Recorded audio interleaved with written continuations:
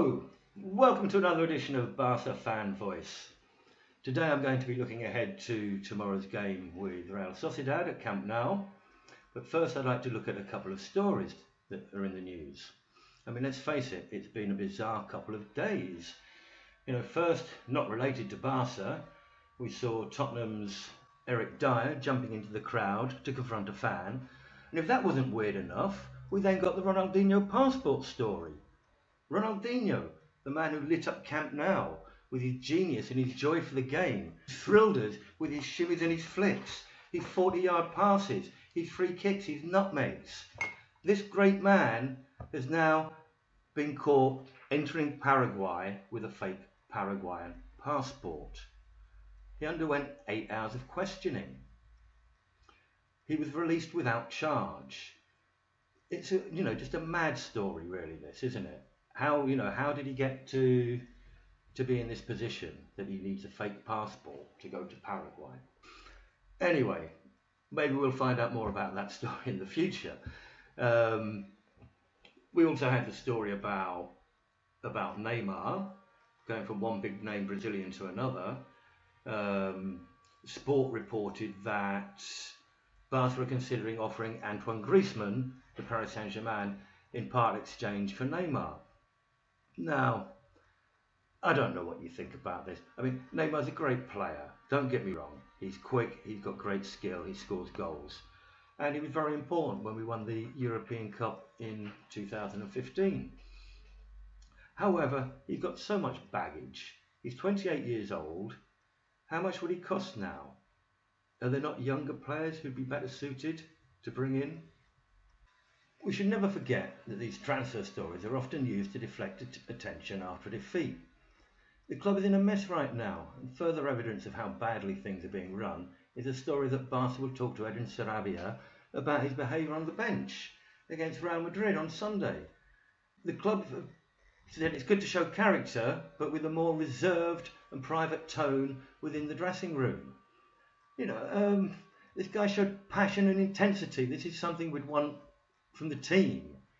Diego Simeone seems to do quite well, showing passion on the touchline. Would the club consider telling a player to tone it down and not be so aggressive on the pitch, I wonder? I think the club is worried about its image. But, I think the fans loved it. They want to see that intensity. But are the club worried about the image it gives to the fans? Or are they worried about the image it gives to the sponsors? I ask you.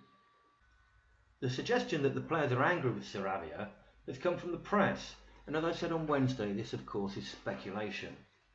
Though of course there may be some truth to it.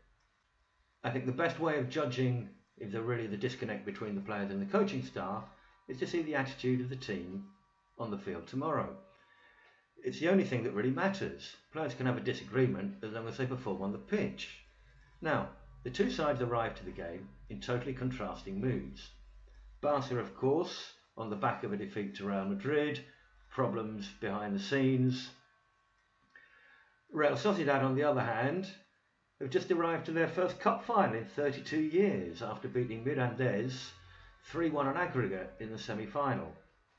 Mirandés was certainly no pushover, but Real showed they were the better side on the night to get through.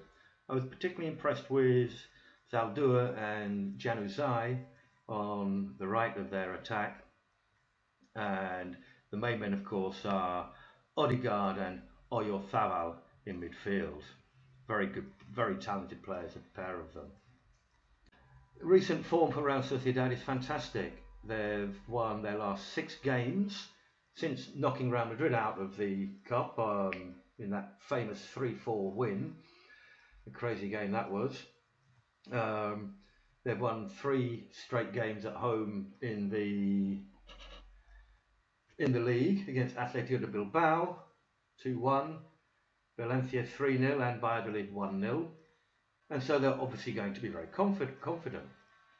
It's difficult to guess their starting lineup, so there'll probably be at least a couple of changes to the side that beat Mirandés. I expect to see probably changes in the forward line. We could see Isaac He was a hero at the Bernabeu, scoring 2 goals in that 3-4 win for Real. And I expect we may see Porto come back in place of Januzaj. Porto's not as talented, not as classy, but he's more direct, very fast, and I'm sure they'll also be thinking about covering Jordi Alba if Jordi Alba plays, of course. So we could see Real with a 4-2-3-1 with Ramiro in goal, Zaldúa right back, centre back pairing of Aritz Elizondo and Robin Lenormand, left back Nacho Monreal, midfield pairing of Merino and Zubeldia, the line of 3 of Porto, Odegaard and Oyarzabal, and up front Alexander Isak. As for Barca, we could see a 4-3-3 with Ter Stegen in goal, a back 4 of Semedo, Piqué, Lenglet or Umtiti. I'm going to go again with Lenglet, but we'll see because Piqué seems to be giving Umtiti a chance to get his career back on track. And left back we'll go for Junior Firpo, as I expect Jordi Alba to be rested as a precaution. Midfield 3 of Busquets, Arthur Melo and Frankie de Jong. And up front I'm hoping to see Messi, Griezmann and a return for Ansu Fati, who hasn't started for about 5 games now, I think. Now when Quique Setien started, we saw him giving a chance to Riqui Puig, we saw him giving chances to Ansu, and the big games when it came to Napoli, Real Madrid, they were nowhere to be seen. I'm hoping we'll see Ansu again tomorrow. He needs to get the minutes, he needs to get the playing time, and he's looking a good prospect. So we'll see tomorrow. If we look at recent history of the game, Barça have an incredible record against Real Sociedad, who haven't won at Camp Nou since 1991, when John Aldridge, the ex-Liverpool player, scored in a 3-1 victory for Real.